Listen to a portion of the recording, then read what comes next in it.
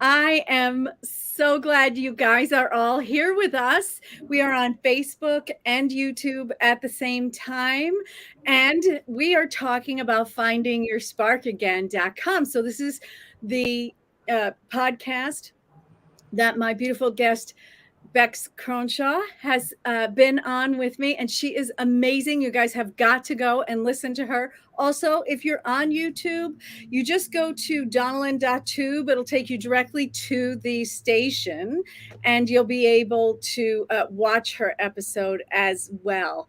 So, thank you so much for joining me here today, Bex. It is a joy to have you. Yeah, it's a little while since we spoke last. So, yeah, nice to connect again. Yes, indeed. Yes, indeed.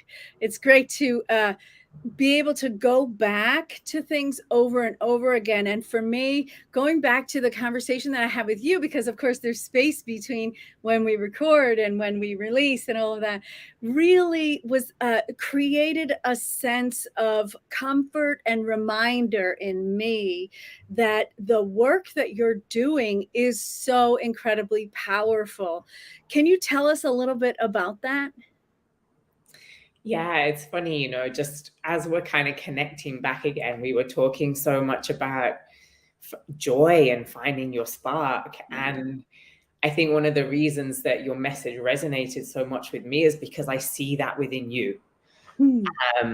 But with conversations that I have with people, so often that spark, that joy is missing.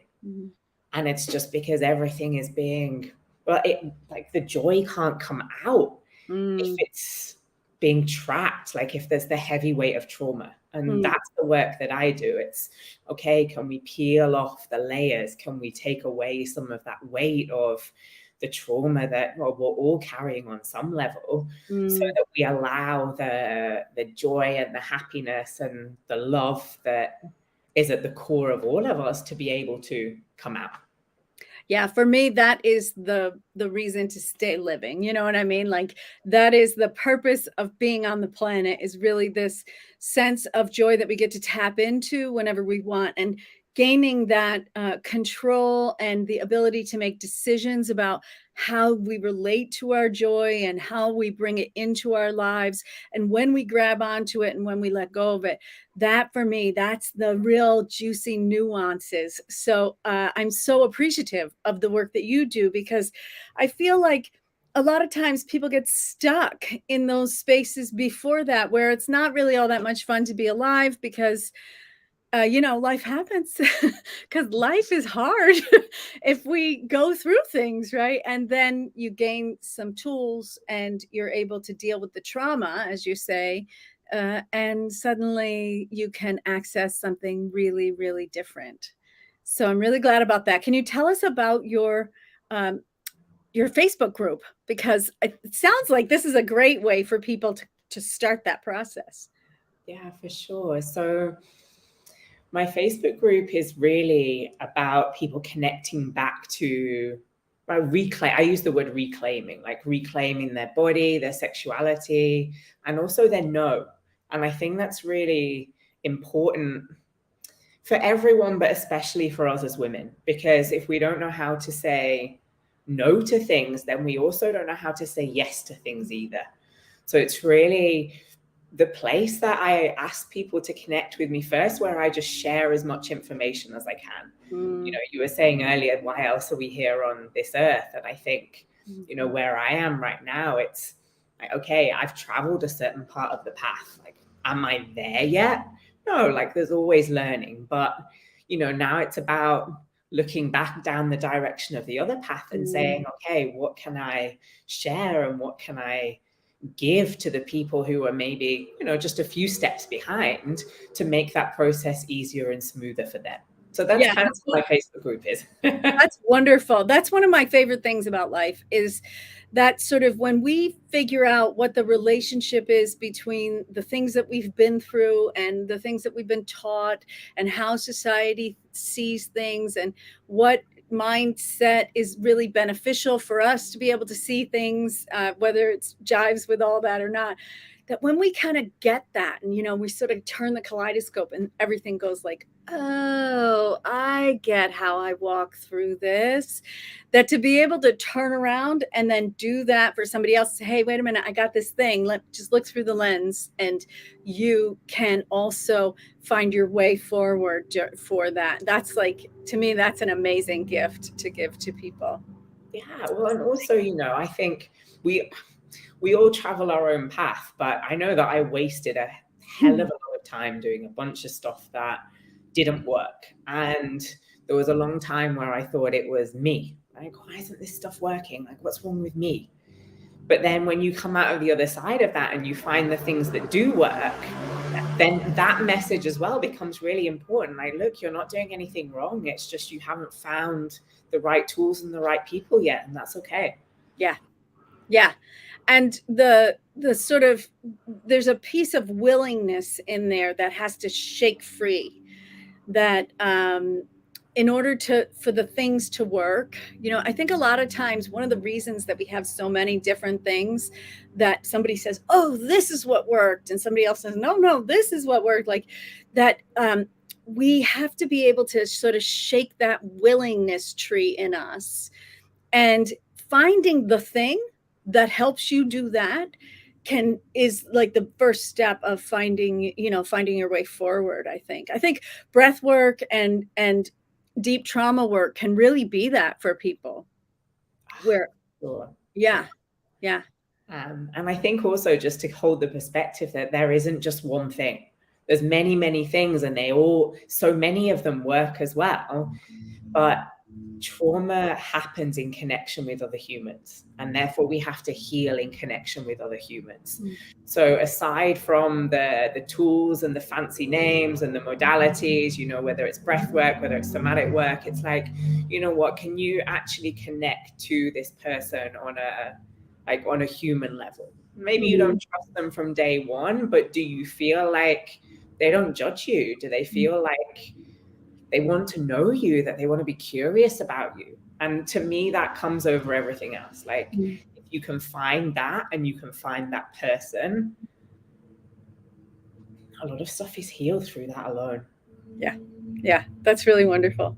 That is so wonderful. Well, you guys, we go so much deeper into all of this. So first of all, let us know that you're listening either live now, hi, or on replay. And also know that we go really much deeper into this on the podcast. The podcast, let me get that for you, is at findingyoursparkagain.com. You can listen to it there. You can listen to it on all the major podcast sites. So you just put in Finding Your Spark Again After a Loss, and you'll find all the episodes, and Becs is right up there. So you've got to listen to that one first. And you can, of course, watch on YouTube, because it's more fun to watch. That's what I think anyway. I know people who are they're just podcast, only listen. And I love that when I'm in a car, when I'm doing other things, like that, I can access a part of me that wants to be learning, that wants to be finding a new thought. It's a really wonderful medium. But when you have time to sit down and look and see the whites of our eyes, then do that at YouTube at donnalyn.tube. You'll find all the episodes there as well.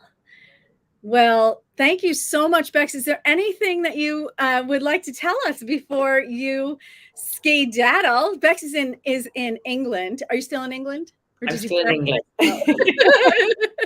I did so much traveling recently. I do not plan to travel anywhere for some time.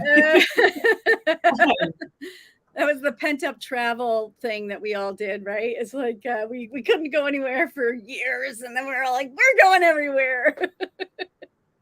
That's so great. Yeah, I would just say one last thing, which is something that I wrote the other day, and it's coming back to me now, is that,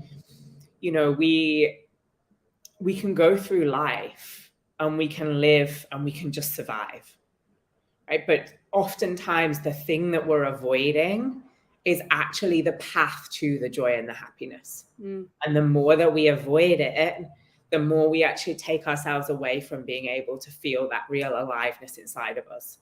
So sometimes it just takes that little bit of courage to go, you know what? Okay, I'm going to face the thing and know that actually that's where the real magic lies as well. I love that. I love that.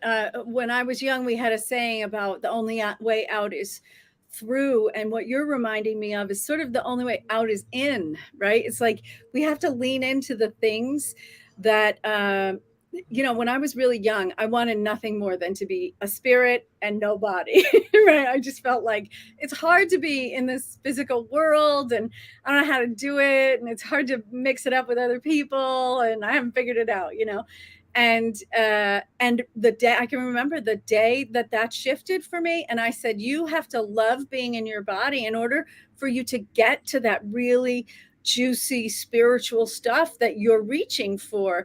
And I think that's the exact same. So that's really wonderful. Thank you so much for giving that to us today. I know that was for somebody specific, even though we don't know who. That's one of the joys for me about going live places and putting out broadcasts, is that you can just feel that there's somebody that this is for, even though you may never know their name. So if it was for you, you should go ahead and find Becs on Facebook and join her group.